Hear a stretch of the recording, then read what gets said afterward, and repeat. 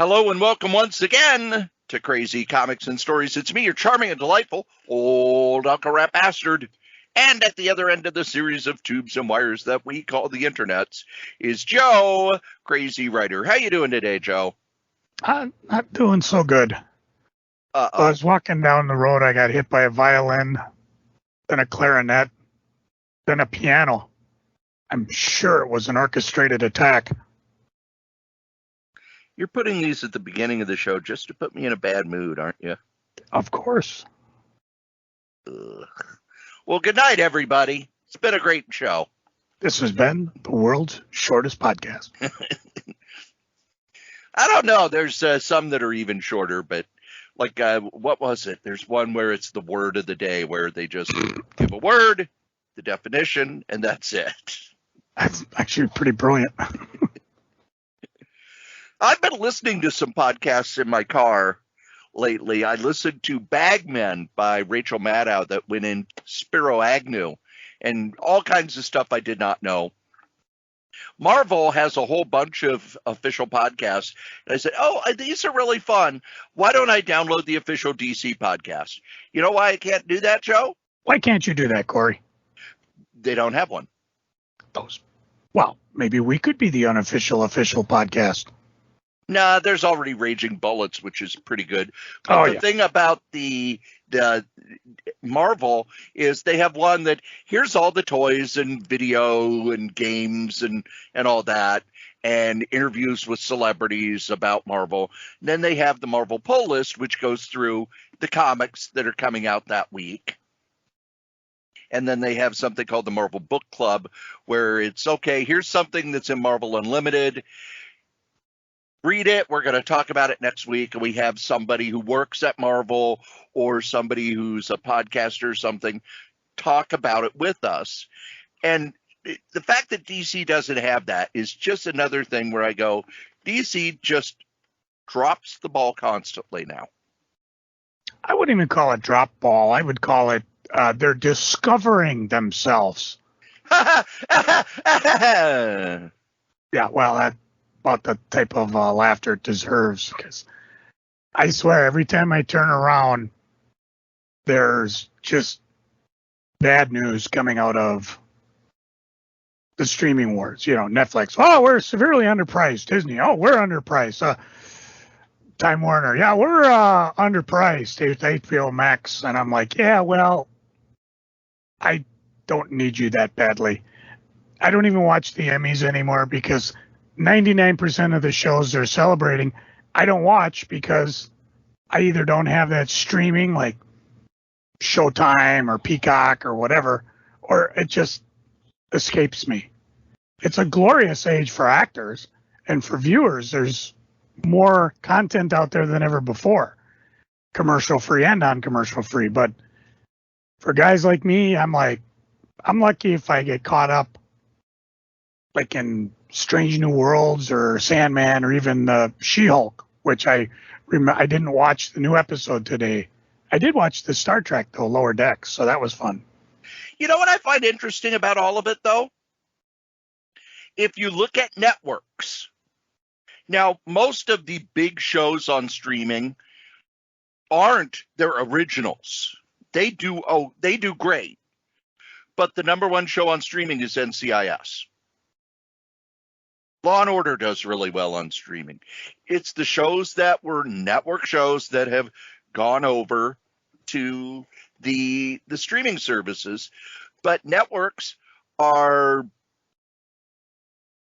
like getting rid of shows because they themselves can't make a profit on it. NBC is talking about giving back the in Central Time, the 9 o'clock hour, to the stations, and having the stations do like an hour-long local newscast and then have the Tonight Show start at 10 o'clock Central, 11 Eastern Time. Because no matter what they put in that 9 o'clock spot, even if it does okay, it's not pulling the type of profit that the shows at 7 and 8 o'clock do. Kind of like Fox. Fox only has stuff from 7 to 8, and the CW only has stuff from 7 to 8. And another thing about networks is, CBS has some sitcoms, but they're starting to get squeezed out. NBC has one night with some sitcoms that don't do well. ABC's got one night with some sitcoms that kind of, they're there. But there aren't any huge network sitcoms like there used to be.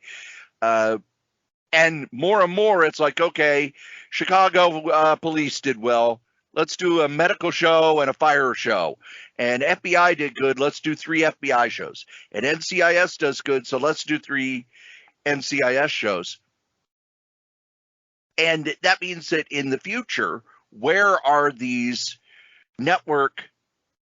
the shows that the networks have run that people are comfortable with and happy with, they're not going to be there to go over to streaming services. And I'll get into it in freaking and geeking, but streaming services anymore, if it's a continued story, I'm not going to watch it till it's done.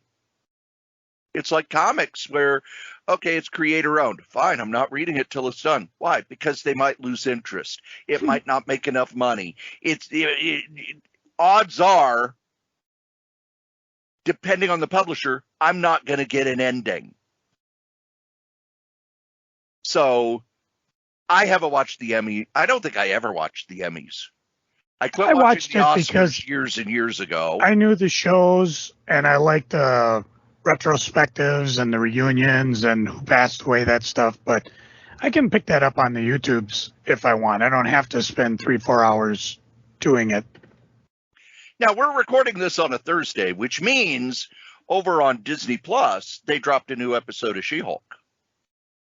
Yeah.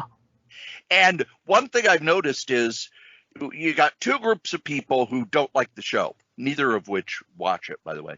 Yeah. One is, even know who they are. One is, why are they doing a female Hulk? And the other is, it's not like the comics. And rather than I get a kick out of both of those. Other than us pissing and moaning about it, I thought instead we would do another of our hero histories. I stole that name from Amazing Heroes, which was a magazine from Fantagraphics in the 80s and early 90s that was kind of like Wizard before Wizard and didn't give a damn about what comics were hot. They would have these things called hero histories where it was, okay, we're going to tell you all about this character. And we have done that a couple of times, and I thought, let's do a hero history for She-Hulk. So, Joe, where should we begin? Should we begin with this one's how the character was created? Well, this one actually is pretty easy because I'm just going to run past her creation real fast, courtesy of Wikipedia, and of course you'll add the behind-the-scenes stuff. Remember, we're trying to keep this under an hour, which is tough because she debuted...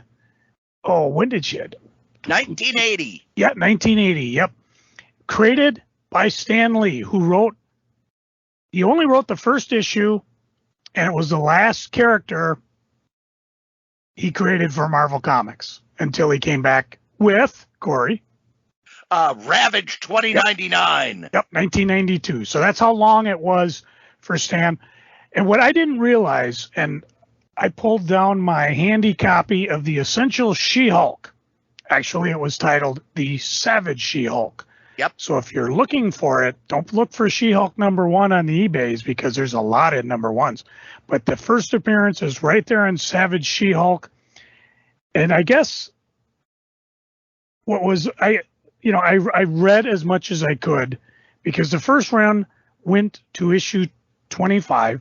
The first issue was done, as I mentioned, by Stan Lee, illustrated by John Buscema and Chick Stone. After that... And Chick Stone had been inking for Marvel since the 50s. And I'm trying to get my... the problem with these essentials are very delicate. After that, it was pretty much written by David Anthony Kraft and penciled by Mike Volsberg with Chick Stone doing the lettering. I'm sorry, the inking. Well, for most of it. Frank Springer was in there. Al Milgram popped in. And I can tell you, I'll do the review later. So that's when she appeared. The reason behind the character's creation had to do with the success of the Incredible Hulk TV show, the one that Lou Ferrigno and Bill Bixby. Thank you, Bill. I'm going like David. No, they called him David because Bruce wasn't a masculine enough name. And so it was the success of the Incredible Hulk and the Bionic Woman TV show. Marvel was afraid that the show's executives that were on the Incredible Hulk might suddenly introduce a female version of the Hulk, as producer Kenneth Johnson had done with the $6 Million Man creating the Bionic Woman.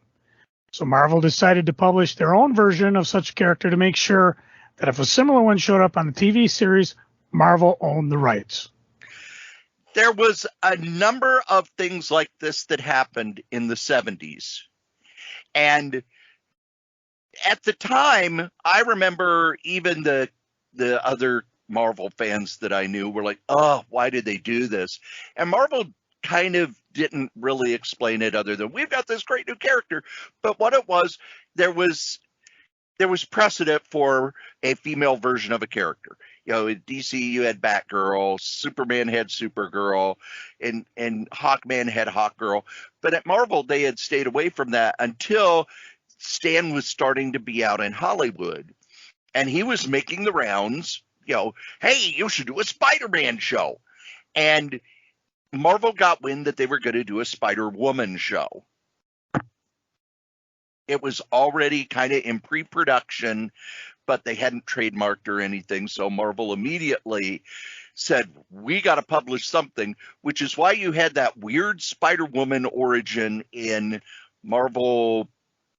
Was it Marvel Spotlight? Marvel Spotlight. Yeah. And Archie Goodman, who was editor-in-chief, whipped up a story over the weekend. Sal Buscema drew it as fast as he could so they could secure that trademark and copyright. They did that with a few characters. She-Hulk they did that with. Ms. Marvel, Gary Conway said that it wasn't because of anybody planning a female Captain Marvel type spinoff, but DC already had Mary Marvel and there was a Shazam TV show.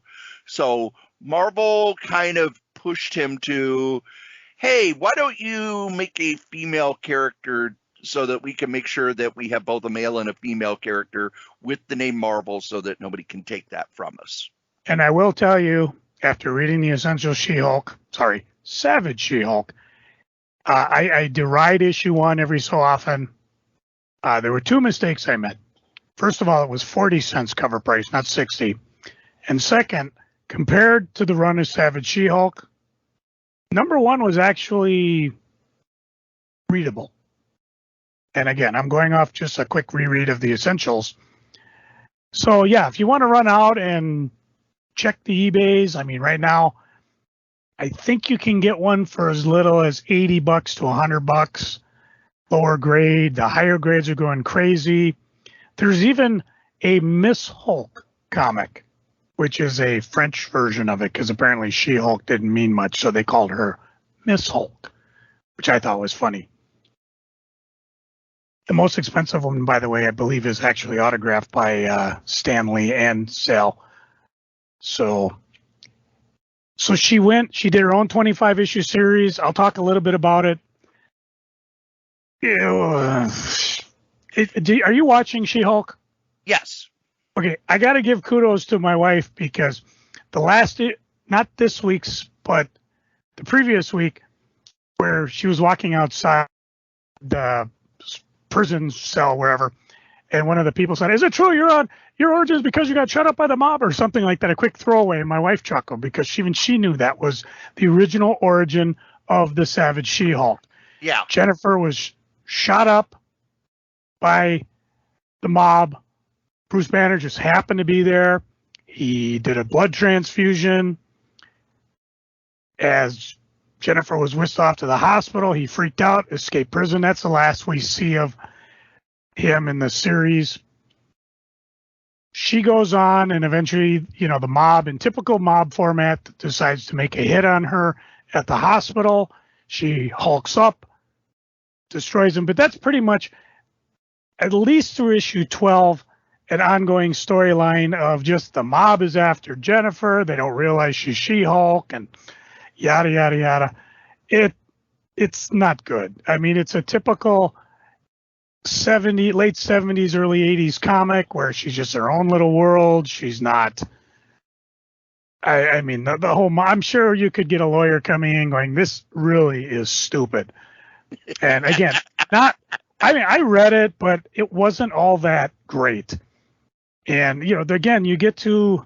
Oh, I suppose I'll let it. Eventually, she runs into Iron Man, and Iron Man, of course. Oh my gosh, there's a female Hulk, and when he goes after her, he just goes straight at her. And she moves, which Iron Man wasn't used to because he was thinking, you're a Hulk, you're stupid. He wasn't expecting her to move. And eventually she kind of jumps after him, grabs his armor, and they're kind of at an impasse where he's like, well, you can fall to the ground, you'll get hurt. And she goes, well, I could crush your armor. What would you happen if your chin suit didn't work? And he's like, you mean you actually speak English? So what's it sound like to you, little man? Greek? So that was her first run-in with a superhero. And again, this is the Tony Stark, not the suave, sophisticated one we know, but the one who played I am Tony Stark's bodyguard, and nobody knew he was actually Tony Stark. So again, this was old stuff. She does run into Man-Thing, Man-Wolf, Man-Elephant, members of the Defenders in the original run, but not the Hulk. Not Spider-Man, which is weird because I always thought that was crucial for a Marvel book. You always had a guest appearance with Spider-Man. But even when Spider-Woman did the same thing, we're going to have to make a Spider-Man thing. Her own series, they didn't meet until issue 20 or something. Yeah. So maybe just different ideas going on. But I do remember reading it, or at least buying it as a kid. 25 issues. Again, they were cheap. I was of the deluded age where I thought I could actually own at least all of Marvel Silver Age comics, even though that Spider-Man #1 was like about $400. I'd take a lot of quarters, but I could probably do it. Now it's like I still remember the first Overstreet guide I bought was Fantastic Four #1 at $500, and it's like, that's crazy. Yeah. I will say, as I was going through, and again, these are all black and white, but there were a couple covers I will swear Michael Golden did. Yeah. Because they were just beautiful covers, but they did not match up with the art inside it. Yeah, number 10 here. Give up, She-Hulk. You cannot defeat the followers of the Word. Oh my gosh, I paid a whole 50 cents for that. Oh my gosh. I might have gotten 10% off at my local comic store. So now, while David Anthony Kraft was credited with writing it, he did have some people ghost write it from time to time, or he would come up with the plot and then somebody else would script it because he was working on other books. But the book never really sold that well. The character wasn't integrated into Marvel, which I think was probably the main reason it didn't sell real well. Yeah. That, and it was at a time in the 70s where new characters usually would last about 2 years. Ms. Marvel lasted 23 issues. Mm-hmm. Nova lasted 25 issues. Spider-Woman lasted 50 issues. Now, do you remember which character from Man-Thing appeared as a regular? Wasn't it Richard Rory became her boyfriend? For a while, and then at the end of the issue, she ended up professing love for, what's his name, Zapper? David something. He shows up in the later Hulk, and when She-Hulk was going crazy and was fighting the Hulk, and eventually he did another blood transfusion, and there was She-Hulk was mad at him because she tried to kiss him, and he was engaged or married or blah, blah, whatever. It was soap opera piece. I was reading all this stuff. I have no idea if you're going to cover it, but it was just, I was like, I don't remember any of this. Maybe because they either blotted it out or I wasn't buying it. Or it wasn't all that interesting. But I thought it was interesting the way they took a character from Man-Thing, brought him in, and then again, I'm always like, well, what happened to Rory? As far as I know, nothing. He's still alive. He just hasn't appeared. David, which was Zapper's first name, appeared later on in She-Hulk. And the only real interesting thing at the end of She-Hulk at issue 25, she decides she's going to stay She-Hulk. she's not going to turn back into Jennifer. And no complaints here, as Zapper says. So I guess all's well that ends well. Well, why not? You got a green Amazonian goddess as a lover. And that was the other thing that was real interesting about this. She-Hulk's costume was so comic booky improbable. She would burst out of things, and of course you'd get the nice shot of the deep green cleavage with big Amazonian breasts, just enough covered up, and of course it was, enough of the dress recovered to cover her naughty bits. I'm like, this was like an adolescent boy's, wet dream or something. Just every time she hulked out, she happened to be in the same cut up costume. What made me mad about that when I was 13, 14 years old? Her dress didn't turn purple, because remember, the Hulk's pants always turn purple, and they actually explained in the letters page that the reason for that is because the gamma radiation turns whatever clothes he's wearing purple. You should be happy. She wasn't even wearing pants. That's how elastic. Yeah, but she should have. The ripped dress should have turned purple. Where was Mark Grunwald? We needed some help there.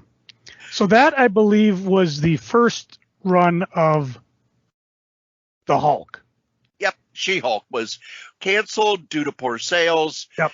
They had her show up in a couple other books, and then when Roger Stern took over the Avengers, he wanted a strong character, because you always need in D&D we call him a tank. The fighter with tons and tons of hit points. So he needed a tank, and he thought She-Hulk would be a good addition. And he kind of completely changed her personality. Made her into more of a party girl. And, not having the rage that the Hulk had. Because even in Savage She-Hulk, she had Jennifer's personality, but she could get angry at the drop of a hat. Was really weird about that, what struck me, she was taking drugs to keep herself calm. Yeah. Because she didn't want to Hulk out, which I thought was kind of weird. And they say in retroconning that she was, the way she looked when she Hulked out, instead of some weirdo like the Leader or Abomination, because in her subconscious she desired to look like the ideal woman. Yeah. 8 feet tall, humongous breasts, curvy hips, and green. That's the ideal woman. I forgot to mention Michael Mobius actually appears in that run, because she helps cure her of a lethal blood disease. So if you're a Mobius collector, sorry, you're going to have to go pick those up. Morbius. So Mobius was the artist. Morbius was the living vampire. Yep. Same thing. It's all the same. Avengers 221 is where she joined. And of course, what was interesting about that as well, who was on the cover of Avengers 221 that probably won't be anymore? Rom. Yep. See how we tie all this stuff in? Now, Cory, tell the folks why she ended up with Fantastic Four. Well, in Secret Wars, the original, the one in 1984, the Thing decided to stay on Battleworld. And I actually was talking with somebody today, because they were posting Thing covers from the 70s. And we started chatting about the fact that in the 70s, the Thing was like Wolverine. He was hugely popular. Fantastic Four and Marvel 2-in-1. And he would do guest appearances in places. He was a really popular character. So they decided, okay, we're going to cancel Marvel 2-in-1 and give him his own series. So they kind of did it in a way so that he left the Fantastic Four. But the Fantastic Four needed another member, and it couldn't be Crystal because, that's all messy with Quicksilver. So John Byrne brought in She-Hulk, and he kept She-Hulk in the book for a few years while the Thing had a three-year run of his own book. And I honestly think that run is what made it so the Thing wasn't as popular anymore, because he was off on Battleworld in stories that are just awful. Then he comes back to Earth. Does he rejoin the Fantastic Four? No, he becomes a pro wrestler. I like me my pro wrestling, but what? What the hell? But Byrne had so much fun with She-Hulk in the Fantastic Four that he made her a very popular character. There was even one story that at the time was kind of funny, but now when you go back and read it, it's super, super creepy, where She-Hulk is sunbathing on the roof of the Baxter building, and some paparazzi get a picture of her and put it in a nudie magazine that's published by a guy who looks just like Stan Lee. And even by that point, I was in college, and they're going, why are they making the guy who's publishing the sleazy nudie magazine look like Stan? Are they pissed at Stan for some reason? But she became popular enough that they were going to do a, they did a Marvel graphic novel of her. They put her in, what was it? The Aladdin Effect, The Revenge of the Living Monolith, and then The Sensational She-Hulk, which was written and drawn by Byrne. And then Byrne went over to DC until he left them in a huff. And he came back to Marvel and started a She-Hulk series called The Sensational She-Hulk. And how long did John Byrne stay on it? I want to say like 12 issues, but I'd have to look it up. Eight issues. Oh, I gave him 4 more than I should have. And do you remember why he left? Was it? I don't recall. There was a 2-part prestige format book about She-Hulk in which there was a scene where she shaved her legs. And John Byrne hit the roof saying that no, she doesn't have to shave her legs because when she's She-Hulk, she doesn't grow hair. Her hair stays the same. And he was so mad that they had done that without getting permission from him. By the way, John, you were not an editorial at the time. That they did it without permission from him. He left the book. Was that 2-parter with Wyatt Wingfoot? Yes. It was the one that kind of wrapped up the Wyatt Wingfoot thing because in the Sensational She-Hulk, she wasn't with them anymore. It wasn't very good.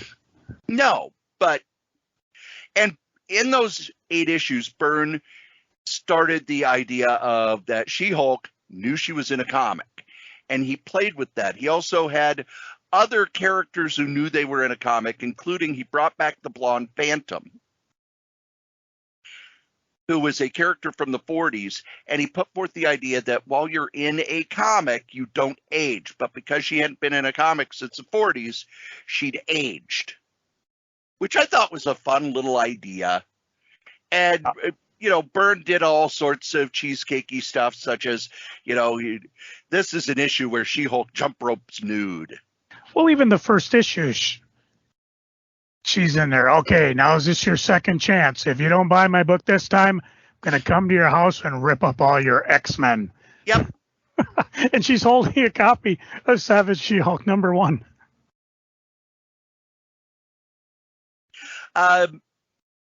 After he left in a huff, Steve Gerber came in and did about a year's worth of stories. You also had fill-in stories from Simon Furman and Peter David till Byrne came back with issue 31. Yeah, it was really weird because it's like issue 9 was Richard Starking, Greg Wright, Brian Hitch, 10, 11, Steve Gerber, issue 12, Peter David, Steve Gerber through 23. 17. At 17, Tom Artis jumped in to do an issue, but till 23. And Gerber didn't break the fourth wall, but he brought in Howard the Duck, and he kept kind of a humorous tone to the book. And it was Gerber's first series at Marvel since he'd been fired back in 78. Sensational She-Hulk #24 has got an appearance by the original Death Set, which I was not aware of. Written by Simon Furman, the creator. I know. And Brian Hitch. I'm going to have to go, while I go to eBay and find one. So Byrne stayed on it till issue 46. He did 48 and 50. Then there were 10 more issues, and it kind of fizzled out without Byrne on it. And then She-Hulk kind of became a guest star. She wasn't a huge character at the time. She just showed up here and there. And Marvel kind of put her on the back burner. And I think a lot of it was because in the 90s, we all wanted our characters extreme. And the X-Men. And more cross-hatching. And the X-Men were everywhere. Then, what was it? 2004. They launched a new series, and it was launched by Dan Slott. And the pitch Dan Slott had for it was Superhuman Law. Before we get too far, I do want to mention on the Sensational She-Hulk number 60, the final issue of the run we were just talking about. Yeah. She's on the cover. Okay, kids, we had a deal. Now hand over those X-Men comics. And Dan Slott was recently on that Marvel podcast I talked about, talking about how he had worked at Marvel doing Ren and Stimpy, which sold through the roof when Ren and Stimpy was hot. And he did a lot of their humor books, but nobody would give him a superhero book until he went over to DC and wrote a Batman Arkham Asylum miniseries. And then people at Marvel were like, hey, you can do superhero stuff? He was like, duh, I've been pitching ideas for 10 years. And this is where the idea for the current Marvel series is, because it was Superhuman Law. She-Hulk got hired by this law firm that dealt with superheroes and supervillains in court. And Dan Slott said a lot of it was because he just wanted to write with every character. He knew that if he did that, he could do a Spider-Man story. He could do on and on and on.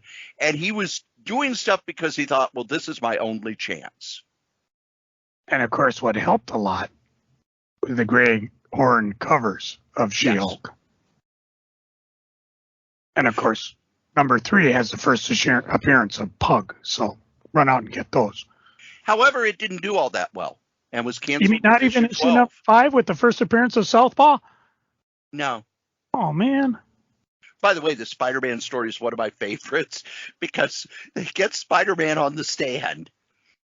Why do you think J. Jonah Jameson hates you? Because I'm black. Oh!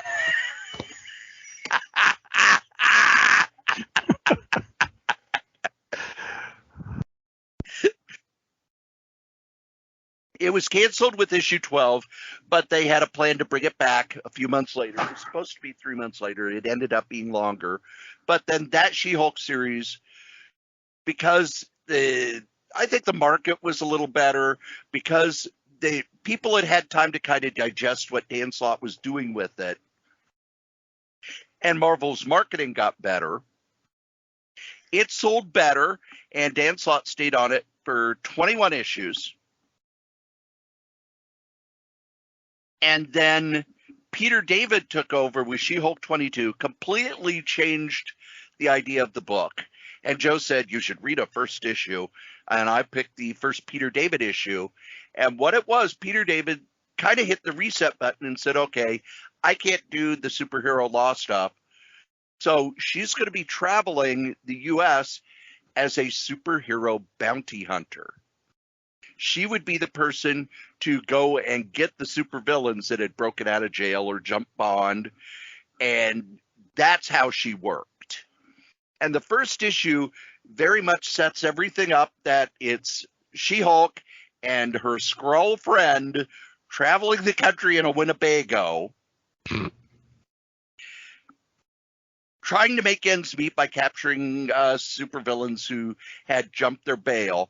And because it's Peter David, it's funny, but it's not the blah ha ha stuff that either Byrne or Dan Slott did. Dan Slott was very much the blah ha ha type humor that you got in the Giffen DeMatteis Justice League. You know, yes, there were serious beats and there were serious story points, but it was very much, we're looking for the jokes here. Peter David, as he usually does, had jokes, but the stories themselves were very serious. And it was such a twist that today they would have given it a new number one, but back then they didn't give it a new number one, and sales kind of went weird on it because the people who had liked the Dan Slott stuff picked that up and was like, I don't get what's going on here. And Peter David didn't bring in the new people. So She-Hulk 38 was the last issue of the series. He says that the problems were that there were discrepancies between his book and the main Hulk book, but I think it's more that people read the Dan Slott stuff. They really liked it. Peter David stuff was very different, but it was considered part of the same series, which is why I kind of advocate for, if you're going in a new direction, you got a new creative team, it's a good idea to start with the new number one so people don't do the, wait a minute, this isn't like the last issue. What's going on here? Which is what they did with She-Hulk, the third series, 2014. I believe Charles Soule and Javier Polito. And this was also the beginning of the era of variant covers. So you have not only number one, which did really well because there's 3 printings of it. Well, one of them's a True Believers reprint, so we won't count that. But let's see, variant covers 1, 2, 3, 4, 5. At least 5 variant covers by different people, including a blank variant. Number 2 had a couple variant covers. Number 3, so everything, they're starting to do variant covers. And of course, by issue 5, they knocked it out. This one only lasted 12 issues. She went back to her killer attorney with a pile of degrees in professional respect aspect. And I think I recall reading it, although I couldn't quite tell you much about it. So it didn't really stick with me, if you get what I'm saying. Yeah. Then we had Civil War II, where Hawkeye killed the Hulk. He got better. He had it coming. And She-Hulk became kind of the rampaging Hulk for the Marvel Universe. Well, how did they get to She-Hulk 159? They added up all the previous issues, like they do. I was going through that, and it's like, it goes from 12 with Jan Slott to number 159 that had Riko Tamaki and Janoi Lindsay. They're the ones who kind of had her be Savage. And that only went 159 to 163. Did not last long at all. And then she was moved over to the Avengers, where she was the Savage, where she was like the dumb, angry Hulk from the 70s. Yeah, kind of losing control. But when she wanted it, she just barged into Thor's room. Yep. Oh, by the way, there was a wonderful thing in Dan Slott's She-Hulk, where there had been all of these horrible stories where She-Hulk slept with all these different characters, including the Juggernaut. And Dan Slott introduced this thing where, they're alternate Earth tourists. So a She-Hulk from another universe came to Earth and, hey, I met up with the Juggernaut, slept with him, then went back to my own universe so that he could write out some of the stupid shit that people had done to the character. Almost as good as Hyper Time. I'll take it. Yeah, just bang a wall a few times. And now there is a current She-Hulk series, which I have to be honest, I have not started reading yet. Oh, it's one of the few I actually keep up with it. Jen Bartel does wonderful covers, as a bunch of other ones as well. I'm trying to see the creator team: Rainbow, Roel, and Rogue Antonia. And she's kind of back to lawyering. She's smart. Jack of Hearts shows up, another person she was hooked up with briefly. And it's more of a slice of life type series rather than heroics and that, but it's fun. It's one of the few when it comes out First of all, I got to choose which cover to go with. I usually go with the regular cover. It's just one I like reading. You know, not anything great, anything crazy. Hope it lasts. I don't know how it's selling. I'm just looking here because I have some other She-Hulk variants here that I bought. Joe Jusko one, I got that with him autographed. And Greg Horn, he was selling them on his website. So there were quite a few She-Hulk #1s in this particular series. Not all of them offered by Marvel. A lot of exclusive available just from the actual guys. That seems to be a running trend now. You get a title, and then the creator will have an exclusive on their website only, either signed or unsigned. Platt Gleason did it with his Amazing Spider-Man black and white, incredibly sketch cover. And with this run of She-Hulk, like I said, those two creators as well, Greg Horn, and had where you could get variants signed from him. The one I didn't get that killed me, Granite City tried to order me a #1 variant cover by Adam Hughes, signed through Dynamic Forces. And unfortunately, it was allocated. But they did try, so I got to give them a shout out for that. And of course, there were regular ones, so it's you can pick them up. If you were to recommend someone to pick up a She-Hulk comic or trade paperbacks, what ones would you recommend? Obviously, neither one of us are going to recommend the Essential Savage She-Hulk Omnibus, or the Masterworks, because quite honestly, they're dull. Yeah.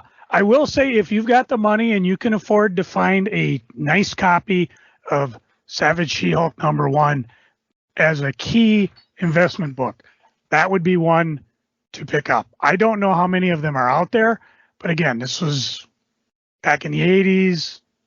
So it's a first appearance. Stan Lee wrote it. I don't know. You got $3,000 to $30,000. Go buy the one that Stan and Sal autographed on the eBays. It's even CGC certified. I would recommend the She-Hulks that John Byrne did. They are available either in the Sensational She-Hulk by John Byrne Volume 1, and then Sensational She-Hulk by John Byrne The Return, or Sensational She-Hulk by John Byrne Omnibus, or She-Hulk The Epic Collection Breaking the Fourth Wall. You've got reason. You got ways to buy it. The Peter David run is good if you just want it, like Cory said, standalone. It's not really tied in anything else. The current run is good, and I don't know where they're up. I think it's the 4th series. I'm trying to see how many just came out. I think they're up to issue 8 by now. There is a trade paperback that's coming out in October of the first 6 issues. Yep. Even the 3rd series was good, but like I said, it didn't really stick with me. But because it's only 12 issues, you should be able to find them cheap. I'm not impressed with the run on Avengers, the current one. But again, I wasn't impressed with it at all. Although I will read it as it comes out. I'm thinking maybe like when I was reading Aaron's run on Thor, when I read it as a collected edition, it was much more interesting than reading it alone. There's some odds and ends out there. I don't know if it's in the omnibus, but She-Hulk had a Marvel graphic novel that I recall being really good. I think John Byrne did it, didn't he? Yep, that's the John Byrne, what was it called? Sensational She-Hulk. Yep. That's where he got the title. So that's pretty good. Other than that, I think that's pretty much gives you a gist. I would recommend, in addition to what Joe's recommending, She-Hulk by Dan Slott, the Complete Collection, Volume 1 and 2. It reprints his run on She-Hulk, which, to be honest, is where they're getting the idea for the TV series. So if you're watching this TV series and liking it, those are the books to pick up. Byrne is the one that had her breaking the fourth wall. Dan Slott did not have her doing that. That was pretty much a Byrne thing. I think Gerber did it once or twice, but he let it slide pretty quickly because he wants his absurdity as part of the story, not as an addition to a story. And I've talked about Steve Gerber a lot, so I don't need to go into that again. But those Dan Slott issues, it's 12 issues for the first series, 21 issues for the second series. That's basically the Bible for the TV show. So if you're looking for the She-Hulk stuff from there, I would also recommend if they do an epic collection of Byrne's Fantastic Four. I don't know if they've gotten to that or not yet. I thought he handled She-Hulk well in the Fantastic Four. The older I get, the more I think Byrne's Fantastic Four was kind of his last great work. I liked his Superman, but there were too many times when John Byrne Byrned it up. Where it's like, okay, Superman and Big Bart are going to be in a porn movie. It's like, Jesus, John, keep your kinks at home. I wish I could remember what issue it was, but there was an issue of something where She-Hulk was part of the action, and she was talking about something, and somebody had to put the footnote in. She-Hulk thinks she's in a comic book, and I'm like, oh yeah. Dude, I don't know where that was from. It was painful. Now, the question I have, Cory, have you seen any of the She-Hulk on Disney? Yes, I am up to last week's episode. Madison with two N's and a Y, but it's not where you think, is one of those characters who, if you knew her in person, you would hate her with a passion. But in the show, she's so funny in that she's a party girl. All of this stuff is going on around her, and she's just oblivious to it. Oh, yeah. I just made a pact with a demon. He got me back where I needed. I think it was. Ends up, again, these are spoilers. If you haven't watched them, don't listen. But what's crazy is Wong's in the episode. Apparently, he's really into brain Sopranos. Thank you, Sopranos. And she's like, oh, I can't believe Dutch and Such died. And he goes, spoilers. But then they get together and they're watching it together. So Wong's got a Sopranos buddy, which I thought was funny. I always gauge something like this because I enjoyed Eternals. I enjoyed Shang-Chi. Did I watch Iron Man 3? I think I did. It was okay. Whether or not my wife likes this, the fact that it was only 30 minutes was incredible because I didn't realize that when I first went in. I sat down thinking, okay, I'm ready for an hour. Boom, over in 30 minutes, which is great because it's quick. My wife loves this show. She loves the fact that I'm trying to find the actress name because I'm terrible with it. Yeah, I'm going to pronounce this one right. Tatiana Maslany loves her doing that. She gets the references. She understands because Mark Ruffalo shows up as the smart Hulk in the beginning. Every so often, I will give little tidbits out just so she knows. And the last episode, the one Cory and I are talking about, she's flipping through like her task list, and even my wife caught one. Didn't you see that? What? Purple green? Isn't that what the Hulk used to wear? I'm like, hey, that's pretty good. What are your thoughts on the show, Cory? I like the show, and it points to the thing that I think a lot of people miss about the Marvel series. That is why it's successful when these other shared universes have all fallen apart. Every Marvel project has a different feel to it. She-Hulk is a sitcom. Doesn't have a laugh track, but it's a sitcom. Whereas other Marvel stuff, like the Doctor Strange, is horror. Captain America is spies. On and on and on. I like the fact that, okay, this is just a light sitcom set in a superhero world. And the fact that everything at Marvel kind of has a different feel. They all look fantastic. They have kind of a similar visual patina. But they're different enough that it's not, here we go again. And that was my complaint about the Snyder stuff over at DC. Everything was so fucking dark and serious, and no one knew how to turn a light bulb on, and everybody's grim and angry, and the fights are everything was the same. It was like one long 24-hour movie if you put them back to back, where it's like, this is just, I can't watch this when there are any lights on in the house, or I won't be able to see a damn thing on the screen. Yeah, I always had to put the front shades down so I could see what was going on. But Marvel, everything's different. Captain America does not feel like Doctor Strange, which does not feel like Thor, which does not feel like WandaVision, which does not feel like She-Hulk. And that's why it's successful. And it's like with Marvel, they're comics. Every comic feels different. Now, I have a question. Everything feels the same. You get burned out on it really fast. Not John Byrne. Corey, would you like to hear from Titania Mussolini? Yes. Or Mark Ruffalo and more?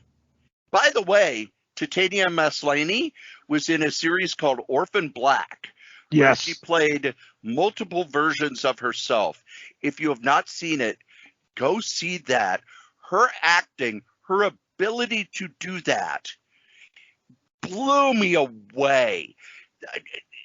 The premise of the series was that there are all these clones of her that have been raised differently and everything. So she had to play all of these characters, and they all had to feel different, and she was able to do that. And all I could think is, there are so many actors who may be good actors. No way they could have pulled that off. But what do her and Mark Ruffalo have to say about it?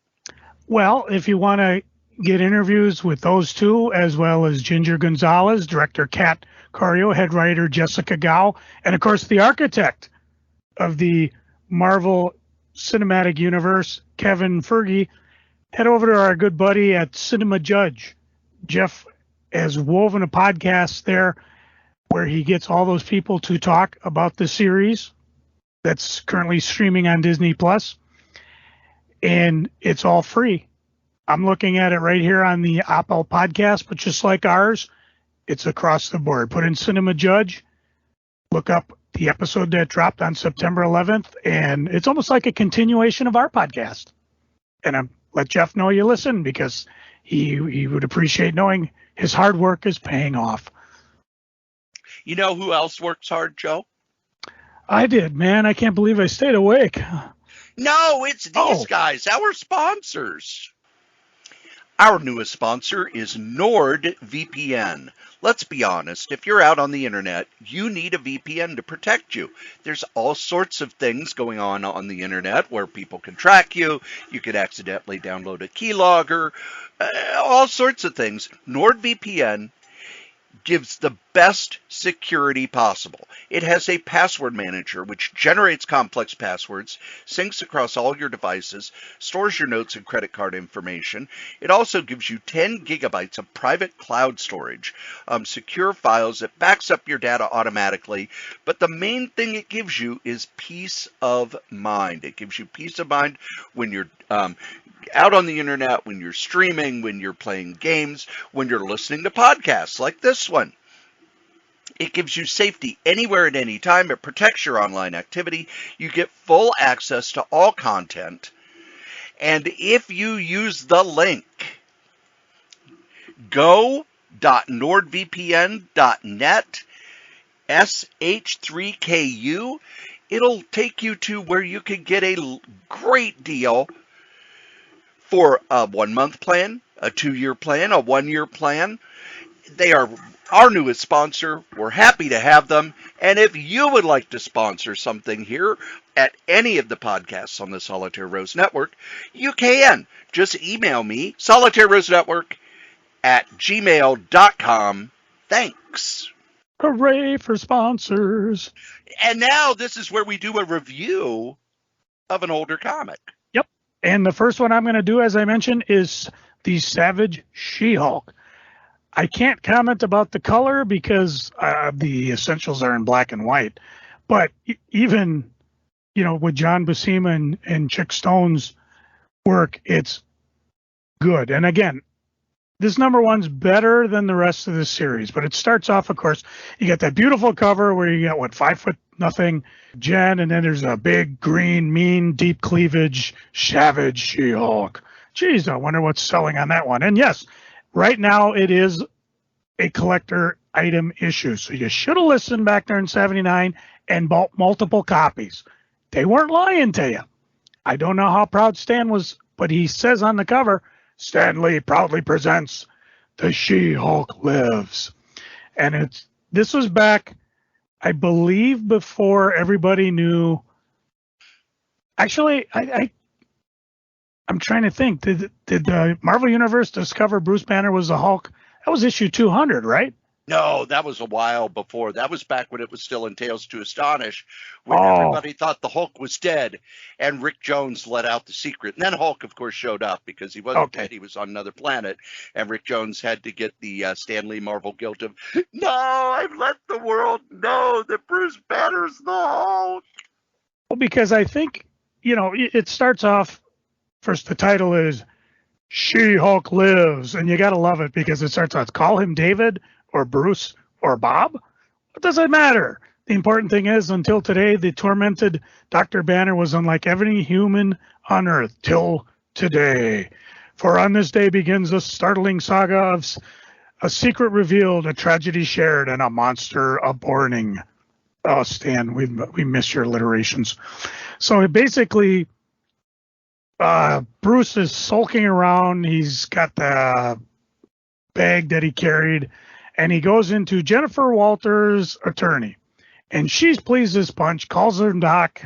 Doc, you're the only one who's called me that. I haven't heard from you since you quit med school for nuclear physics. How about you becoming a big-time lawyer? Never mind. I want to know all about Doc. What? Something's wrong. And he sits down, and she does not apparently know that Bruce is the Hulk, which I thought was odd, which is why it got me to pause a minute, because I say, wait a minute, shouldn't everybody know? So as soon as they get out and they're leaving, she's basically going to try to help him. Of course, the mobsters, that's her. Hey, she's with someone. Fat lot of good. That's on the door. So the mobsters follow her. She pulls up in her house. No! Rat-tat-tat-tat. Jen gets nailed by a gun. Bruce does not Hulk out, but he does use a garden hose to squirt the gun or in the eye because cops use it for riot control. I've been hit with a squirt gun. It might put you down, but it's not going to stop you like a riot control gun. Anyways, he's able to escape with Jen in. The mobsters take off. He can't wait for an ambulance. He's not going to Hulk out.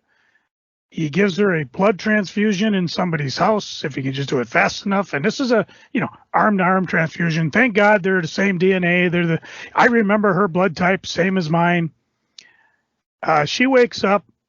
He calls the police. The police, they bring her away. Hey, you're the one who phoned us. We want him for questioning. And as he's sitting in the police station, I can't let them discover who I am. They'll learn who I am. I can't. And then the police come in and all he sees is a big wall. Look at the wall, man. Early the next day, he reads that Jen's going to be okay. Now that it's safe, he leaves. She, meanwhile, of course, as a trope in the comics, she sits in bed and she's talking. Why do I feel so strange? My skin, my bones, they seem to be tingling. Must be the medicine they gave me. But what if Doc? Again, I know this is a trope of comic books where the characters just internally monologue out loud, but really she should just be thinking this crap and whatever. So, but she does shut up enough in times for the doctors to come in where she starts thinking, well, I better forget Doc for a while and figure a way to prove Trask is guilty. Trask, by the way, is the mobster who put the hit on her. Hey, guess who just showed up? 3 mobsters to kill her. They hold her down. They cover her face. They're going to give her, and then she hulks out. Now let's see how tough you are against me. It's a girl, but look at the size of her. Her skin, it's green. She's some kind of... Say it, Cory. Hulk. No. Oh, I don't. She-Hulk. Ah. And as she throws a bed at them, you call me a She-Hulk, and a She-Hulk I'll be. So they run. She basically busts her way out, chases the guys down an elevator shaft, but eventually too many people are around. She gets outside. They escape from a car. She picks up a metal pole, flings it like a Frisbee, takes out the front end of the car, pulls the guy out, and they actually they confess because she's like, why did you do this? You got some talking to do. Anything, don't hurt me. It was Trask. He paid us to kill the Walters dame. The murder that Trask himself committed. You heard that, they're yours. Wait, come back, the cops say. Catch me if you want. Wait, Joe. Hey, I'm in the comic. I need you here. There's no law against green skin. Well, her anger fades, her strength fades. She's able to, in her torn up dress, which still apparently covers her quite well. Of course, the way Sal drew it, we don't really see much. No, Gets it's in there. John who drew it. I know. Oh, John, I'm sorry. Yeah, I keep you saying said Sal. Oh, I'm bad. My bad. John, forgive me. And she slips in the room, and the nurse like, oh, that savage female was horrible. Don't worry, it's over. And then she's back to thinking how wrong she is. It isn't over. Now she's externally monologuing. The blood transfusion must have caused it. I've become a gamma ray monster like poor Doc, but I'll learn to live with it. From now on, whatever Jennifer Walters can't handle, the She-Hulk will do. And so the saga starts. Next issue, Death Rage. Enough said. That's pretty much your first issue. The one thing that I wish I had a facsimile edition, because you know damn well I ain't opened up my original. I'd love to talk to you about the ads and that were inside there if there was any type of, hey, true believers, check out this new exciting Savage She-Hulk we got. But as I said, the rest of the run is largely meh.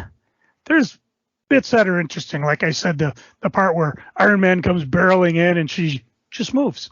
And he boom, right into a wall because he wasn't expecting that. He thought she was just a dumb. But so was born a legend that even today we're still talking about. Cory?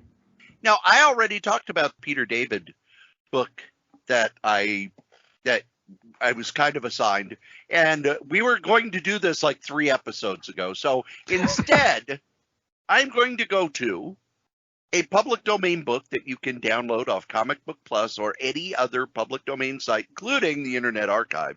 It is Out of This World #1 by Avon Publishing. It has a Frank Frazetta cover, which is weird because he did some covers, but not really for Avon. So this must have been one that he just tossed off. This has 3 stories, all 3 of which are drawn by Joe Kubert, who then went on to be at DC and work for DC for years and years and years. This was a science fiction comic, and when I get to the 3rd story, you will know why. The first story is called The Lunar Station, and when you look at the art, you can kind of see that it's Joe Kubert, but he's drawing in because this is like 1952, 53, he's drawing in more of an Alex Raymond type style. Really pretty art for the main characters in this story. The story is that our hero and his girlfriend are headed toward a lunar station because the people who live on the moon have decided that they are going to destroy the Earth. They're tired of the Earth telling them what to do. So our hero, Hertz Industries faced a famine of atomic fuels that threatened death for millions, and Earth in desperation turned to Lunar Station on the moon, where atomic fuels were plentiful, but Lunar Station was dead. And then, let's see, so our hero, Steve Drum, who's the chief engineer, and his girlfriend. One of the things as I read this story is, oh my gosh, is it way overwritten. There are panels where it looks like the characters are crowded into the corner with huge balloons and text boxes where it's okay. In this panel, here are the characters really, really small because there's, paragraphs around them. But on the second page, it literally, there's a panel where their heads are like half the size of the smallest word balloon, and the rest of the panel is just word balloons. So really, really overwritten. It feels like it's the start of a series where Steve is going to be kind of a Buck Roger-y type of character where he goes to the moon, he puts down the rebellion. It runs about, how many pages here? 10 pages. If you did that in the comic in the 70s, it would have been a 3-issue arc. They crammed so much into it. The story is very pedestrian. The reason you would read it is for the early Joe Kubert art, which is quite good. The next story is The Man-Eating Lizards, which has a 3/4 splash page. Back in the 50s, they didn't really do splash pages where it's okay. First page is, a big full page picture. But this one is a 3/4 page drawn by Kubert. It's beautiful art of our hero in chains fighting a giant lizard. And the story is very, very much a standard sort of science fiction pulpy story where our space travelers land on a planet that is much like an African jungle, except instead of natives who are horribly stereotyped, it's lizard people, and they have giant man-eating lizards as their, I don't want to say pets, but as their weapons. And our hero, of course, and his girl are able to overcome. Again, this is something you would look at for the art. The art is so good. And Kubert's doing a lot of his Alex Raymond type stuff. So if you've seen the early Flash Gordon stuff, Kubert was in love with that, and he used many of the same poses, the same drawing style, until he developed his own style at DC in the 60s. So this is very much kind of a Flash Gordon-y knockoff. Then you have a 2-page text story that I swear nobody ever reads the 2-page text stories. Joe, when you were a kid and a comic had the 2-page text story, did you ever read them? Never. Do you know why they put them in there? To qualify for second class shipping? Yes. They had to have a certain number of pages of text in order for the post office to consider them magazines. And usually it was 2 pages. The third story, also by Joe Kubert, Kray the Barbarian. That is why I'm bringing this up. This was an early Conan knockoff. If you are a Conan fan, you know who Kray is. Kray is his god. Conan was well known by people in comics. Conan was a popular character in the pulps. In the 50s, there were small press publishers publishing those pulp stories in hardcover volumes. So this is very much a knockoff. And when you read it, you can see the bits and pieces. Kray fights a giant lizard who people see as a god. There's a wizard in the story, but unlike the wizards in Conan, this is very much like a stage magician wizard with the poofy hat and all that. Comes off as very strange. Kray is blonde. They do call him a barbarian through the whole thing. There is a sequence where he's a pirate. And you can tell that Kubert is having a lot of fun with this one because the art is so good. It's a step above all the rest of the art in the comic. The story itself kind of reads like a Conan story if somebody was telling you about a Conan story that they had heard from a friend who had read a Conan novel. And they didn't do any further stories with Kray the Barbarian because people weren't really ready for sword and sorcery yet. And this was a science fiction comic. So I imagine the editors were like, yeah, you need to do science fiction stuff, not this barbarian crap. But as I read the story, I could see the echoes of Conan in it. And as an odd sort of curiosity, it's well going out of your way to read. It's Out of This World #1. Again, it's public domain, so you can download it for free off Comic Book Plus or the Internet Archive. On our scale of buy, borrow, and ignore, it's a borrow. It's more a historical curiosity, and the reason you would want to kind of save it on your hard drive is to look at that Joe Kubert art. Now, Joe, one thing that's not changing is we still do freaking and geeking. So what are you freaking on? Well, first I want to talk about some of the shows coming up because I'm going to be at one of them. So this is more, you put this down as geeking, because MicroCon 2 will be Saturday, September 24th at the Atlantis Event Room at the Mermaid Entertainment and Events Center in Mounds View, 2200 Mounds View Boulevard. I've got all the comics that I've put together from the charity booths, the variant covers, the specialty covers. Most of the stuff I had on my old eBay sites, and I'm just blowing them out. Part of the 6,000 square feet of comic book fun. Stop on by, look for me. I should be right up front near the bar. Unfortunately, no bartender or booze. After that, I got word that October 1st, our friends down in Pulp Comics and Games are going to have... Brett Schoonover. Thank you. I got to apologize because I didn't bring my readers with me. I'm getting old. Yes, local comic artist extraordinaire will be at Pulp Comics for an in-store signing event. You can get commissioned, signed comics, and prints from him. Contact the shop ahead of time to guarantee your commission order. His prices are pretty good. If you want to get a 9x12 head and shoulder for $100 of any character, a waist up, $200, full figures with background, $350, two figures, $400. Got to order it in advance. So go to Pulp Comics or www.instagram.com/BS. Actually, it's B. Shoon E. Art. Okay, got that? Whatever. Go to Pulp Comics. They'll take care of you. And I work, so I can't go. Damn it. Tom Nigan, however, on his website is going to have an exclusive comic, Unbreakable Red Sonja #1. It's his own cover. They're only going to make about 500 of them. He'll have regular signed and remarked options available who want a little bit more than just a signature. Dropping October 4th, TomNiganStudio.com.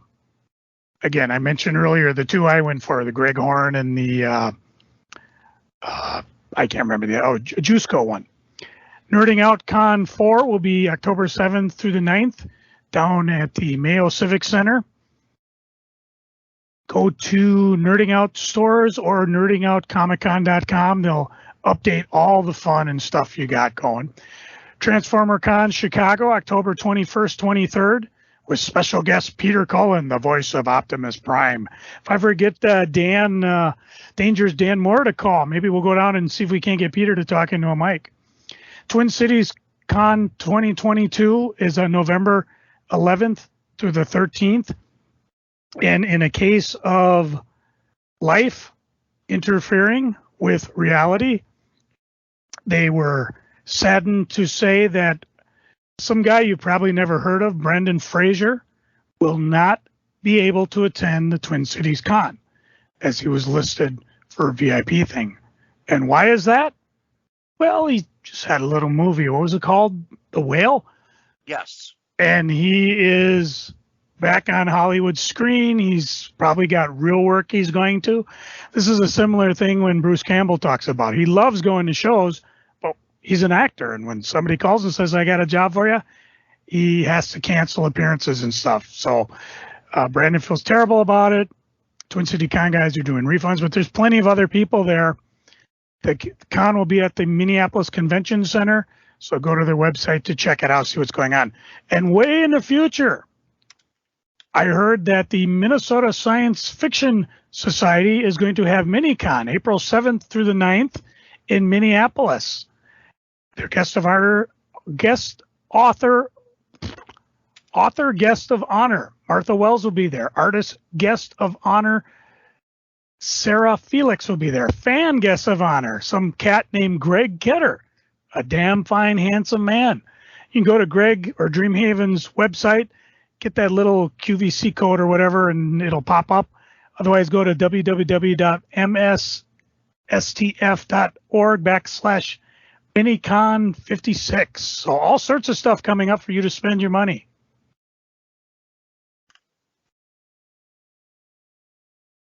And now we get to my favorite part of the show.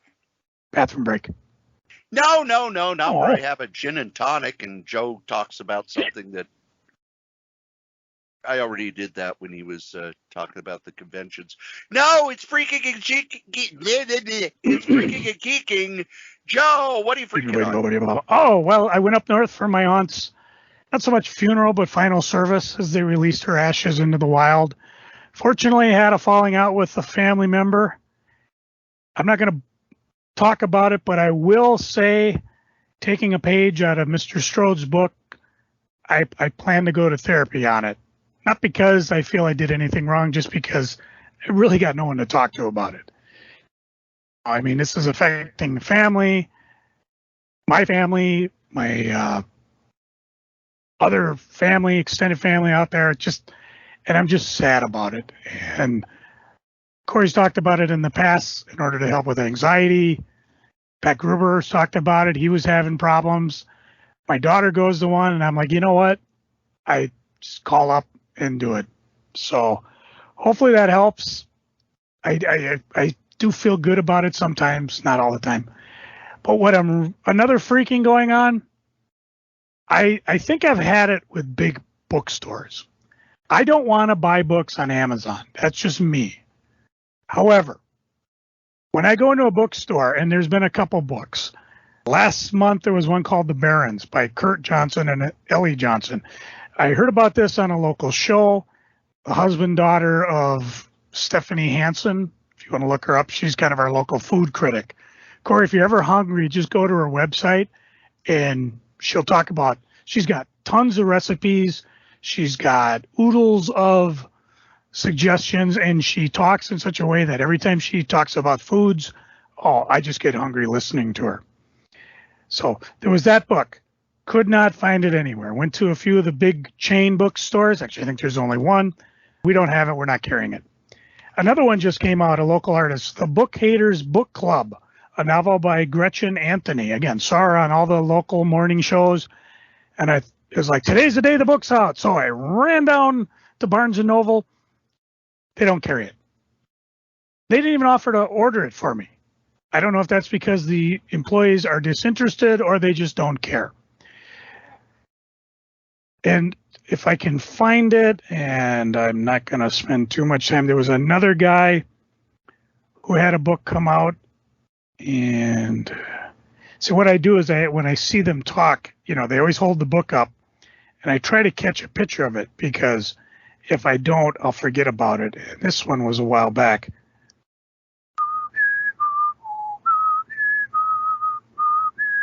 Oh, there it is. Flirting with Fame by Dan Harary, Hirary. He was a Hollywood publicist, and he recalls his 50 years of celebrity close encounters. And I listen to him. I don't know if he has a podcast or not, but man, just fascinating. And I'm like, I got to get this book. Not available at any bookstore. Now, this one, again, I don't know the mechanics of it, but I've been running across it. I think if you're an author and you put a book on Amazon, Cory, maybe you might know, do they get a bigger cut than if I go through a bookstore? No, it's about the same. Okay, because if I can't find them anywhere, I will buy them on Amazon. I don't want to. I do have a smaller bookstore. I may go down and say, hey, can you order me these books? Because I'd rather buy them from you. I mean, the one I first started talking about, the Barons, there was a bookstore up in Ely, Minnesota. And if you want to pause me a second here, I want to give them a shout out. However, the page I had them on disappeared. Ely, Minnesota bookstore.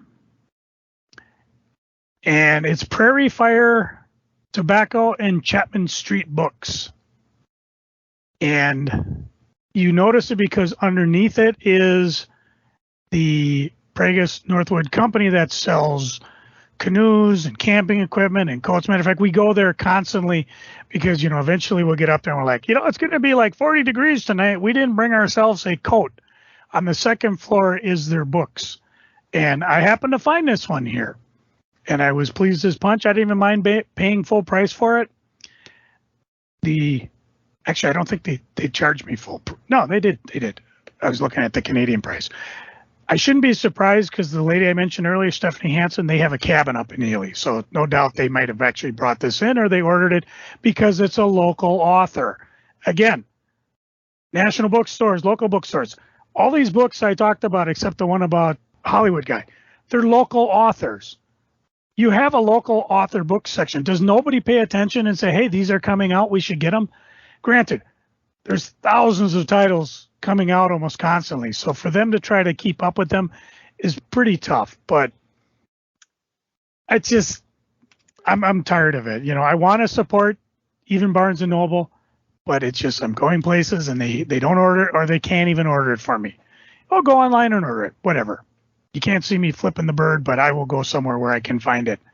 Because if I find it, I might be so happy I'll buy something else. That's pretty much it for me for freaking. Cory, what you freaking on? Why do grown men give a shit about mermaids? Why do grown men and TV political pundits and guys in their 50s and 60s give a shit that Disney is doing a remake of the Little Mermaid cartoon for children where the mermaid is played by an African American? Oh, I don't know. I don't care. Probably the same reason they freaked out when in Sandman, Death was a black actress. But here's the thing. Disney back in the early 90s did a version of Rodgers and Hammerstein's Cinderella with an all African American cast, including Whitney Houston. No one threw a fit. Why are these sad, pathetic, old men snowflakes mad about a movie that's not for them, it's for children? I have a raccoon problem, Joe. Don't leave food out. I had no choice. I didn't actually know that I had left food out because I had a Instacart delivery. Because this week I do not have an evening free to go to the grocery store until Saturday. So Monday I placed an Instacart order so that I could have some actual food in my house that wasn't growing.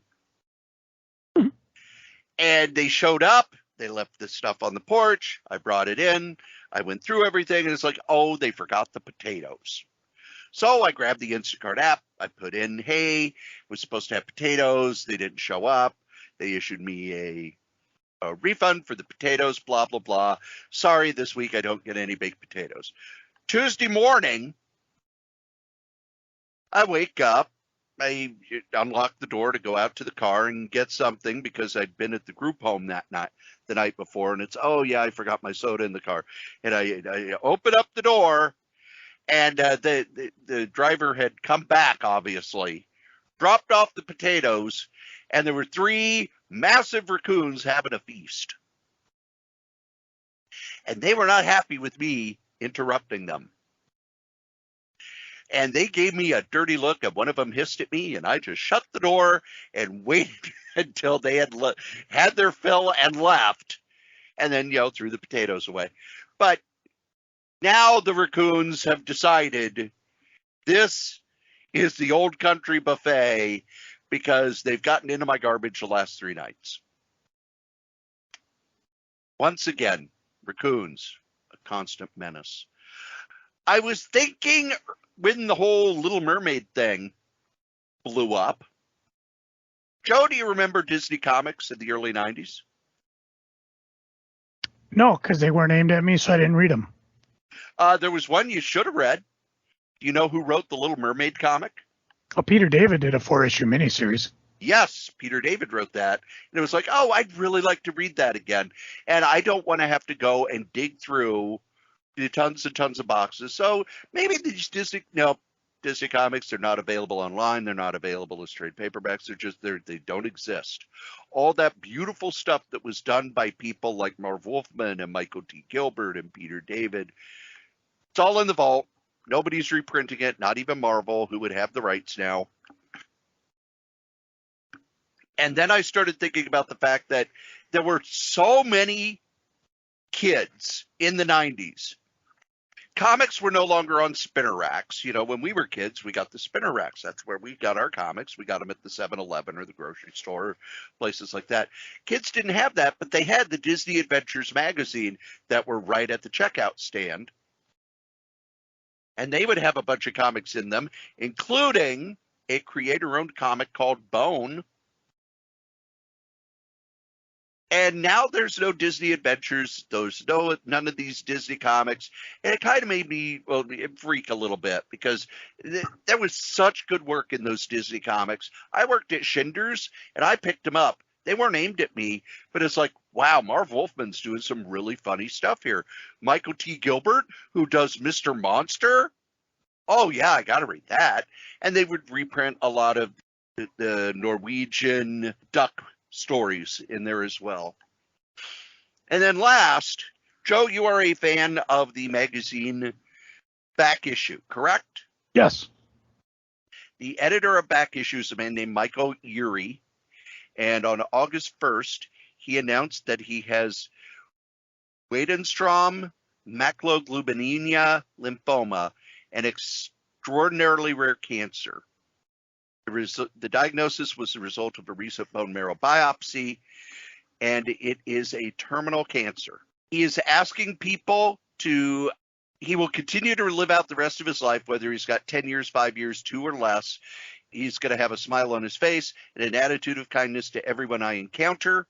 He is the editor of Back Issue Magazine. Back Issue Magazine is a fantastic magazine, and he's been involved in writing about comics for over 40 years. He used to write for the Comic Buyer's Guide. He's written for everybody under the sun. And it's just, yes, he does. It's a terminal cancer. He doesn't know how long it will last. They haven't said, you've got this many years, but he knows that eventually he will pass away at a much younger age than normal because of this cancer. And it just, there's nothing we can do about it other than, tell him that we care, that we enjoy his work. And it's really, really kind of a bummer. Joe, what are you geeking on? Well, other than watching She-Hulk and Star Trek Lower Decks, watched a couple episodes of Movies That Made Us, a Netflix series where they kind of go in a semi-humorous way, talking about various movies. They've got 3 seasons. The 2 I chose to watch yesterday was Aliens and Back to the Future. I've probably watched Coming to America tonight. It was a lot of fun. It's a good series. They also have The Toys That Made Us. I think they probably have the TV shows that made us. I don't know. We'll be on the episode of the podcast that made us probably next decade. I did watch a 3-episode series, Attack on Pearl Harbor, minute by minute, which, again, if for a history guy like me, was just a lot of fun. There are so many documentaries. I've just taken it upon myself to actually start watching a few of them. It doesn't matter what streaming service. Everybody's got some. Of course, I've talked about this little trivia before, that the first shot of World War II came off the USS Ward. Number 1 gun was shooting at a midget submarine that was trying to sneak into Pearl Harbor. The number 3 gun, which is apparently a 4-inch 50 caliber gun, took a shot and actually hit the sub. That gun is actually in a memorial at the Minnesota State Capitol in St. Paul, because the men who fired it on December 7th, 1941, at about 6:37. Again, I learned this all from Attack on Pearl Harbor. They were members of the Minnesota Naval Reserve. A plaque of their names is actually on display in City Hall, close to the office where my wife used to work at. There's also the ship's bell from the cruiser St. Paul that's there. So a lot of history. Believe me, when I discovered this gun by accident, just walking through the grounds of the state capitol, you're like, oh, geez, there's a gun here. I wonder why. And I realized this is the gun that the United States, not the first gun they fired, but the one that actually struck back against the Japanese. It was quite, I don't know, as a history buff, I just found it absolutely fascinating.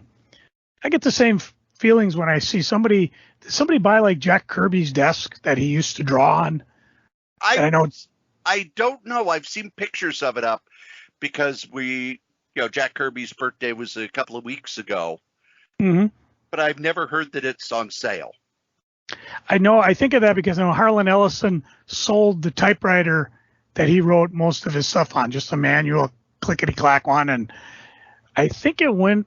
I don't know if it went for like $500 or $5,000. It was something where I had to stop and think, "Wow!" And then you could ask him to type something, and I would have type like, "This is the last thing I'll ever type on this thing," something like that. But just little bits of history like that always fascinate me. Reading wise, well, a couple comic shop things I want to mention. First of all, we've talked about this in the past, but Level Up in St. Paul is cranked up. And let me see if I can find their address here. It's in Sibley Plaza on 7th Street. As you're driving by, it's on the west end, in between the Subway and the Addy store. Adley? I guess they did a soft opening starting last week, and their hard opening, I think, is coming up. What's cool is I go by it every day on the way to work, and they open up at 10 o'clock. So if I get my ass up early and give myself a little time. Ooh. I also talked with the guys from Mind's Eye. They're looking to move. They're not looking to do it until next year. They have somebody coming in. They're going to design the store. And so that actually sounds pretty exciting to see what they're coming up with. And I'm sure when I see them at one of the cons in the future, I'll get more details that I can talk to you about. As far as reading comics, I do that too. I read my giant-sized Gwen Stacy, which is so good. It was a blast. I'm trying to find the creative team here. Christos Gage, artist Todd Nauk. Thank you. I studied Italian for a while, so it's like when I see E's on the end, I'm like, do you pronounce that Sole, or is it just Sol? So whatever. But they can always call us. We'll talk to them on our podcast. They can correct us that way. Ryder, you bum. No, this was a lot of fun. If you remember, I believe the first 3 issues were published, and then COVID hit. And instead of publishing the last 2, they just decided to do it all in one big one shot. So this is kind of like a graphic novel. $9.99. It could have been. It feels more like a comic. It doesn't have that graphic novel feel, but it's a lot of fun. I got the Peach Momoko cover, and they do a great job of tying in early Spider-Man stories without breaking continuity. They even include stuff from Old and Told Tales of Spider-Man. Just a lot of fun and a lot of Easter eggs in the background for those of you who know stuff going on. So if you didn't get a chance to read the series when it came out, here's your chance. It should be on your bookshelves even as we speak. I did go out, stopped over by the Source. I was going to go to college, but then I got a call and I had to go run some other errands and stuff. But I did pick up Star Trek issue 400. And I'm sure you're saying, what? How the hell did they get to 400? And it's like, well, this is actually IDW's 400th issue of the Star Trek line. And in the middle page spread, there's a write-up by Rich Handley. He talks about that the title Star Trek has been published near constant publication since, or he's talking about why it's such a big deal. Because after all, action, detective have surpassed 1,000, but they've been in near constant publication since the 1930s. IDW, by comparison, started publishing Star Trek in 2007. It's almost halfway to the 1,000 issue marks that they've done. And yeah, this 1,000th issue probably has already occurred because Star Trek's been being published for 55 years. Since it first hit the shelves in 1967, if you add up everything from Gold Key, Power Records, Marvel, Editoria, Elbril, DC, Malibu, Paramount Comics, Wildstorm, Tokyo Pop, Wired, and IDW. Incredibly, IDW has produced 40% of that total output. And you can learn more about each series at Mark Martinez Star Trek Comics Checklist, which is StarTrekComics.info, and at HaslinBooks.com. There's a PDF that you can download that actually has all the issues organized in that. The book itself is really cool. I found the RI cover, which has the art in it the same style as Lower Decks. and you get people from every Star Trek. There's Q with Picard, and there's let's see, Tom Paris sitting on the Borg Queen, or Diana Troy. Worf is wrestling with, I'm sorry, I can't think of the Bajoran on lower deck. And of course, it's just, the issue itself is fun. A lot of stories that could take place in continuity and without ruining continuity. And then, of course, there's a teaser for Star Trek #1, just kind of a prologue. And what happens at the end, it says, "To be continued, Star Trek #1 coming soon next month," which is something I recommended in Freaking and Geeking. So that was kind of fun. While I was at the source, I ran into a guy named John, and we started just talking comics. He recommended one from Blood Moon called Endangered. Kind of a science fiction-y type book, it looks like. The time for humans to return to Earth has come. Although, as you probably guess, the creatures that are on the Earth probably don't want us back. So it's a 4-issue miniseries. They had 3 on the shelf. So I picked up these 3. I'll probably review them once I get issue 4. But it was kind of fun to run into someone who doesn't mind talking comics. You know, he recommended another one that I think I already pre-ordered. So that was kind of fun to actually get out and actually see and talk to some comic fans. I mean, again, I'm going to the comic show coming up next week. Or actually, by the time this here podcast comes, it's a couple days. So hopefully I'll see you out there. I know one person I won't see because he's probably working. Cory. Oh, I should mention, kind of a freaking geeking. I did get my new shift. I'm off Monday, Tuesday, Wednesdays. Unfortunately, Thursday's the day Cory and I had set aside for potting. Could this be the end of Crazy Comics and Stories? Could it start over with a new #1 with a new host? Well, we got till October 23rd to worry about it because that's when my new shift starts. So don't sweat it. We just like to put a little drama in the mix. Cory, what you geeking on? Boy, a whole bunch of stuff. First off, work stuff. Work. I have a monthly meeting with one of the supervisors that is not been going on every month. And in our last meeting, he said, well, with training and open enrollment and the end of the year, we won't have any more monthly meetings this year. And there was much rejoicing.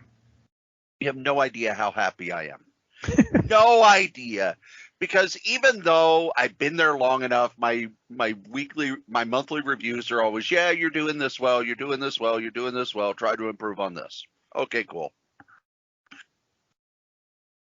I've been there long enough. They know what my strengths are. I know what my weaknesses are. I work on my weaknesses. And as long as I show improvement, they're happy with that. I also am doing basically any call that someone is dissatisfied on, I listen to it. And if it's a legitimate complaint, I write up the coaching for the person. So they obviously think I'm doing okay. One of my favorite holidays is Thanksgiving. I'm not a religious guy. Don't really do much for Christmas because when I first moved here, we had a bunch of horrible Christmases in a row. And then working at the group home, Christmas was always the most stressful time. But Thanksgiving is more, hey, it's a day off. You cook, you enjoy. But I have my own rituals I do. I get up early, I start my cooking. I go out to Minnesota's largest candy store because it's the last weekend they're open. And then when I get back, it's the Mystery Science Theater 3000 Turkey Day, where they run MST3K all day. Now, they do that all the time anyway. But for Thanksgiving, they just finished the polls of, do you want this movie or this movie? Do you want this movie or this movie? And then they have new stuff in between the movies where they talk about things that are coming up over the next year, like, you know, the Gizmoplex. Here are the that's when they announced all the movies they were doing for the Gizmoplex this year. And the fact that they just finished up the polls let me know that, hey, we're getting close. It's 2 months away. And I'm looking forward to it because I have the entire weekend off. It's low stress. I get to go geeking with Joe and Butch, and maybe some other people come along. That's my holiday, and this is the first sign of it, that they're doing the Turkey Day poll. Also, another store that did a soft open and now is open with regular hours, Uncle Hugo and Uncle Edgar's bookstores are back. Yay! They are still loading up the used books. I have not had a chance to get there yet. I'm probably going to go after I get back from my vacation in Illinois. And we might even go on Geeking Day. I don't know. But I'm so happy they're back. The owner is in his late 60s, and he's reopening a store. And I can only think, if I were 68, 69, 70, the last thing I would want to do is open a new business. Because, oh my gosh, the way he describes it, it's so much work and so much chaos and so much trouble, because the previous stores were burned down in the riots in 2020. But he's got new bookshelves, tons of donated used books. Looks like it's a really fantastic store, and I can't wait to go there. Comic-wise, I hold two books in my hand. Well, 3 books in my hand. The first is, just came in today, See You at San Diego, an oral history of Comic-Con fandom and the triumph of geek culture. This thing is a monster, Joe. Did you order it? I think I had to bail on it because of costs that month. It is a 500-page book with very small type, organized by year, tons and tons of pictures and interviews and everything else. This is a book that I'm going to take a winter weekend and just cozy up with, and Jack Kirby's on the cover, so I'm going to be happy. Second book I have in my hand is Sabrina the Teenage Witch, 60 Magical Stories. Because Sabrina the Teenage Witch is 60 years old, they've done some celebration, and now this is a little bigger than a digest. It's a little bigger than the Archie Digest, but it's 60 different stories, 500 pages of classic and beloved comic book stories from the 60 spellbinding years of Sabrina's history, including some of the stuff from the new age Archie stuff. We've got the manga Sabrina. We've got the Archie and Sabrina are a couple Sabrina. We've got all sorts of stuff. And I think they even, once again, they reprint the first Sabrina the Teenage Witch story. Remember, they did that book a lot like this that reprinted all of the early Sabrina stories in order, and then the second book didn't get enough order, so it wasn't out. But I think Archie does well by their history with these books. And I like Sabrina the Teenage Witch. Had a crush on her when I was a little kid. Me too. And the last book that I am geeking on, Joe, I know you bought it, but have you read Fantastic Four Full Circle? This happens to me every freaking time. I got the slipcase edition. It's going silly price on the eBays. And I'm like, maybe I should sell this and go out and just buy the normal copy. Because the slipcase, while it looks nice, has some extra things, but it's not necessary to enjoy the reading of it. However, I haven't done that because I'm not on the eBays. So the answer, no. I read it, and I don't want to spoil anything, but it is very much Alex Ross doing a love letter to Jack Kirby. Oh. It pulls some really obscure Fantastic Four stuff. And if you're used to his hyper-realistic painting style, that is not how he draws this comic.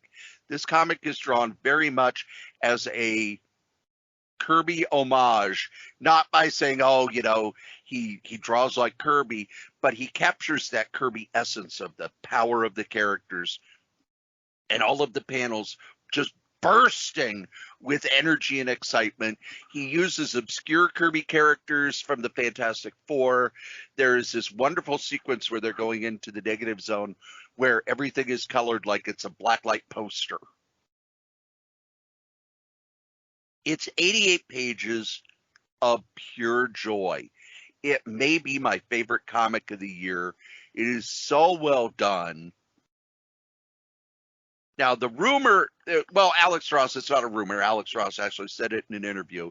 He put in a pitch to write the Fantastic Four when they were going to bring the series back. But Dan Slott, who is Marvel's #1 writer, had dibs.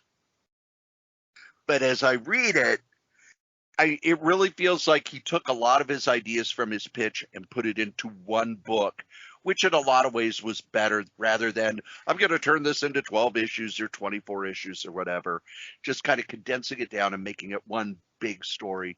Well worth it. Probably my favorite comic of the year and one of the best Fantastic Four stories ever told. Believe it or not, kids, you've listened to us blather on about funny books for an hour and a half. Thank you. And as we say every week, the comic we like the least, we still like better than the comic that you like the most. Joe? Did you drop our sponsor? Yes. Oh, well, I guess I missed it. Because I'm just thinking, I don't understand why Marvel hasn't put any advertisement on the Hulk. The guy's essentially a giant banner.